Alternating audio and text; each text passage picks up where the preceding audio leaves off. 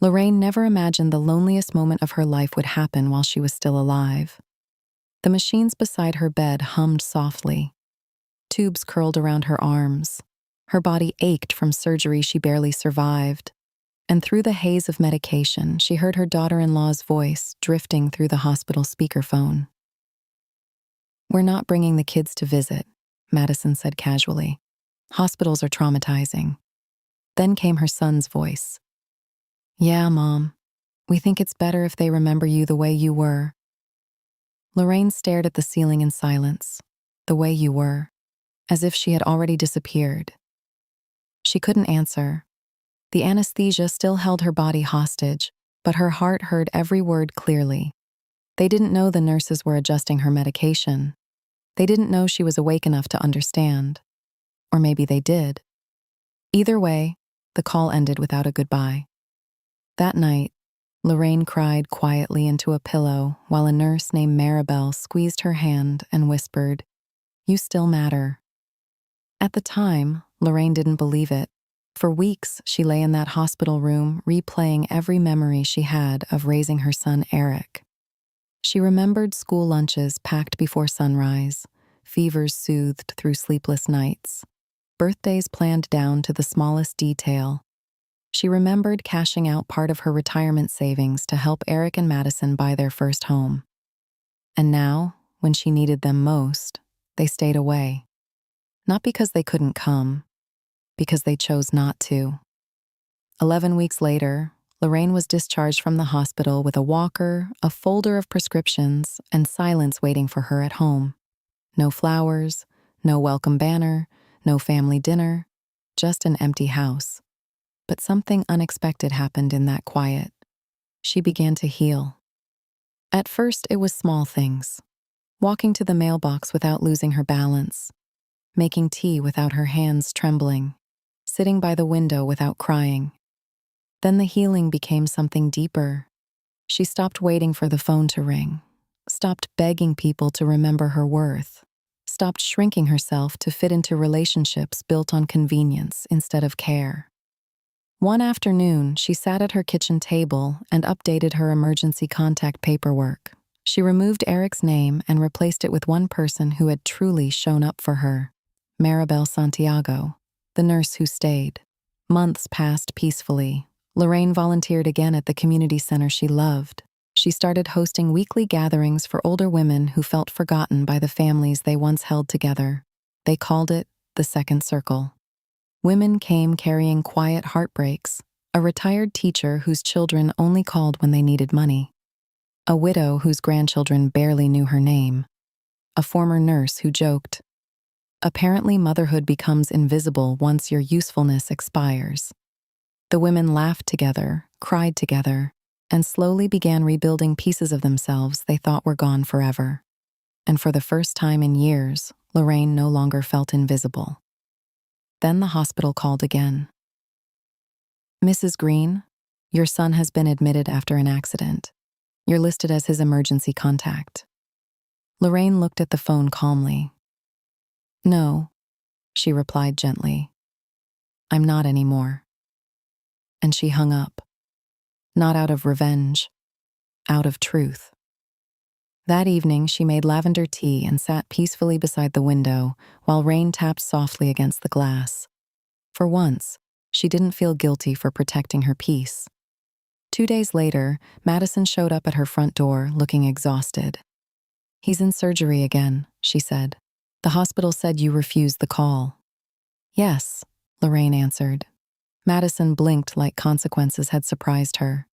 "He's your son. And I was his mother when it mattered." The words landed quietly between them. Lorraine didn't yell. She didn't accuse. She simply spoke with the calm certainty of someone who had finally stopped abandoning herself. "You decided I was too difficult to visit in a hospital," she said softly. "But somehow, I was never too inconvenient to babysit, cook holiday dinners, or help with bills." Madison looked away. Then, after a long silence, she admitted something Lorraine would never forget. "You made Eric feel small," she whispered. "You were always the strong one." Lorraine stood still for a moment before letting out one soft breath of disbelief. I made him feel small by surviving? Madison had no answer, because the truth didn't need one.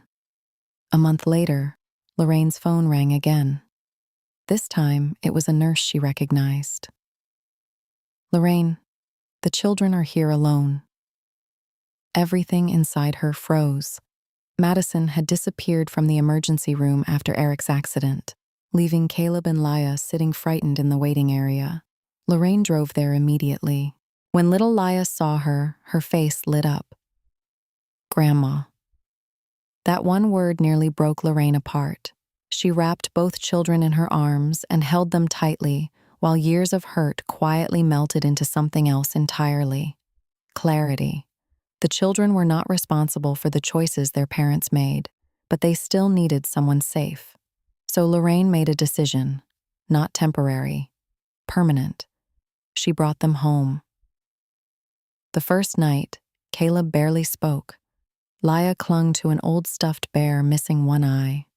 Lorraine reheated soup, tucked them into bed, and read stories she hadn't opened in decades.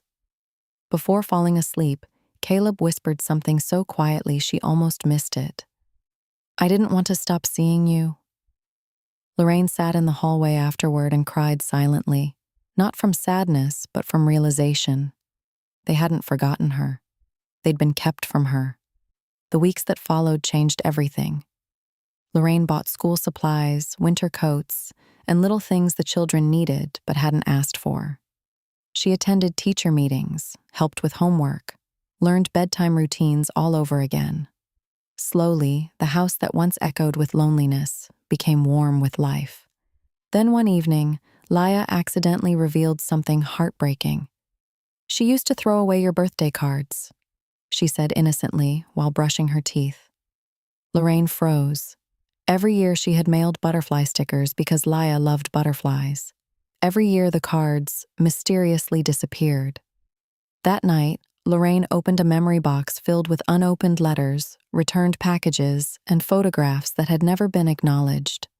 For years she had mistaken rejection for misunderstanding. Not anymore. Instead of collapsing, she rebuilt. Lorraine officially launched the Second Circle Foundation, a nonprofit dedicated to helping older women who had been financially or emotionally abandoned later in life. The foundation offered legal aid, counseling, temporary housing, and support for grandparents unexpectedly raising children. At the opening ceremony, Lorraine stood before a small crowd and said, "Some people believe aging means becoming less important, but many of us are just beginning our most meaningful chapter." The audience applauded, but the loudest claps came from Caleb and Laya sitting proudly in the front row. Not long after, Eric filed for partial custody. Lorraine didn't panic. She arrived at court prepared, with records, timelines, medical documentation, and witness statements showing who had truly been present in the children's lives. But the moment that changed everything came from Laya herself. A short video recording showed Madison tearing up Lorraine's birthday card while telling the children, "Grandma lives in the past." The courtroom fell silent. When the judge finally ruled, Lorraine was granted permanent guardianship. Outside the courthouse, a reporter asked her, "What would you say to parents or grandparents who feel forgotten?"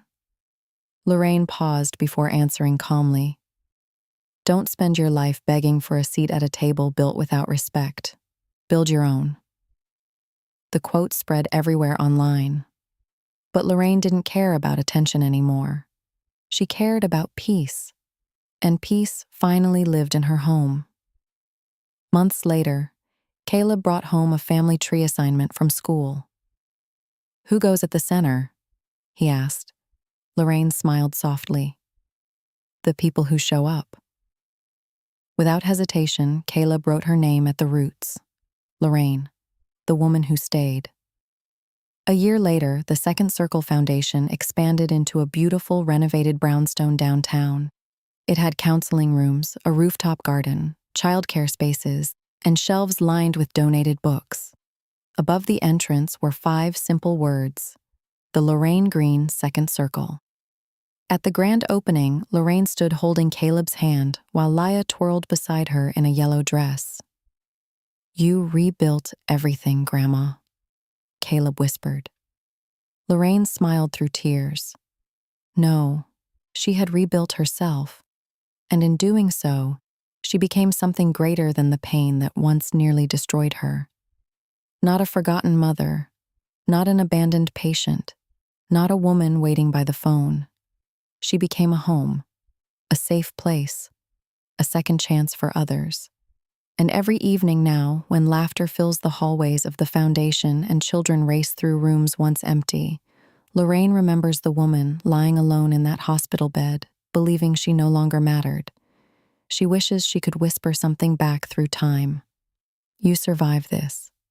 And one day, the people who truly need love will find it in your arms."